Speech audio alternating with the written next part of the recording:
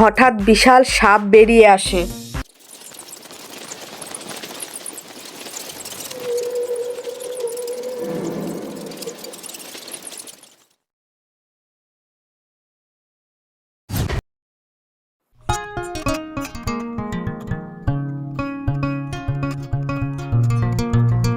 বাহ, মাটিটা খুব সুন্দর লাগছে।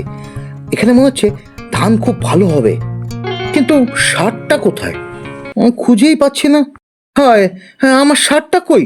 আরে, কে চুরি করলো? কি হলো গো, আবার কাকে দোষ দিচ্ছ? আরে শ্যামলী, সারটা এখানেই এনে রেখেছিলাম, কিন্তু খুঁজে পাচ্ছি না। কোথায় গেল কি জানে? হয়তো কেউ তুলে নিয়ে গেছে। বনের দিক থেকে হাওয়া এসেছে, যাও ওদিকে গিয়ে একবার দেখে আসো।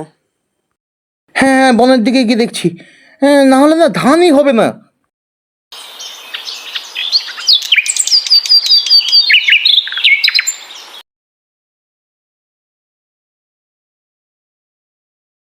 কে এই বনে কোদাল চালায়? কে আমার গাছের শেকড় খোঁড়ে? মা, হ্যাঁ, আমি গরিব চাষি রঘু। হ্যাঁ, আমি কিছু খুঁড়ছি না, আমার হারানো সারটা খুঁজছি। সার খুঁজতে এসে আমার রাজ্যে কোদাল চালাও? জানো, এই রাজ্যে একটাও গাছ কাটলে আমার প্রাণে লাগে। মা, আমি অজ্ঞানী চাষি মানুষ। হ্যাঁ, আমাকে ক্ষমা করো। হ্যাঁ, পারলে তুমি শাস্তি দাও, কিন্তু আমার ফসল বাঁচাও। তোমার চোখে ভয় নয়, সরলতা দেখি।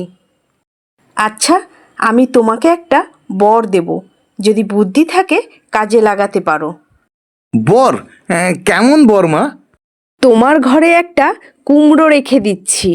যখন তুমি ভালো চাই বলবে, সেটা থেকে যা চাইবে তাই বেরোবে, কিন্তু লোভ করলে সব শেষ। জানো শ্যামলী, বনদেবী আমাকে বর দিয়েছে। তাই নাকি? আগেও তো একবার বলেছিলে ভূতের বর পেয়েছি, শেষে পেলাম ছ্যাঁকা। না না, এবার সত্যি।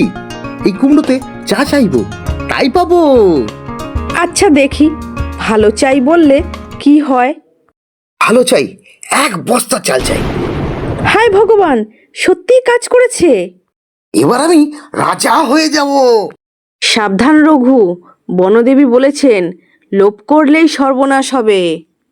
ধ্যাৎ, আমি লোভী মানুষ নাকি? ও রঘু, কিস্তি তো বাকি পড়েছে 3 মাসের। টাকা না দিতে পারলে এবার জমি যাবে। আচ্ছা বাবু, 2 দিন সময় দাও।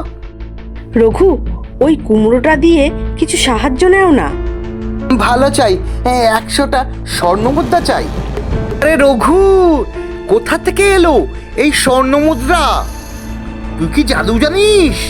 কি বলবো বাবু, বনও আমার আর দেবীও আমার বন্ধু।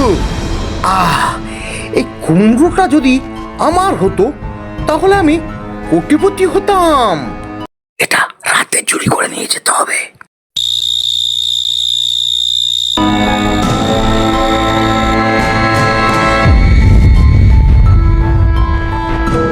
এবার আমি বলবো, ভালো চাই, চাই, হিরে চাই।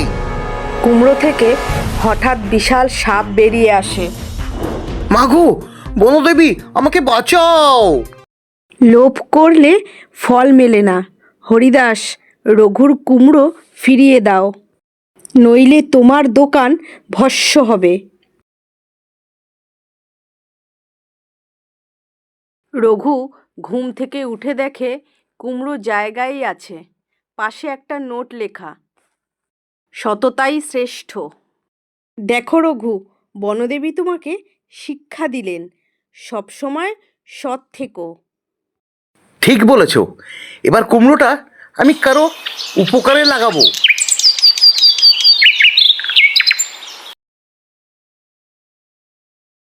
গ্রামবাসীরা জড়ো হয়েছে। রঘু ওই কুমড়ো দিয়ে গরিবদের চাল ডাল জামা দিচ্ছে। রঘু ভাই, তুমি আমাদের রক্ষাকর্তা। রঘু, আজ তুমি সত্যিকারের বর পাও। কুমড়ো এখন তোমার মনে আছে, তোমার সৎ কাজই তোমার সম্পদ। লোভ নয়, সততা ও পরিশ্রমী মানুষকে সত্যিকারের ধনী করে তোলে।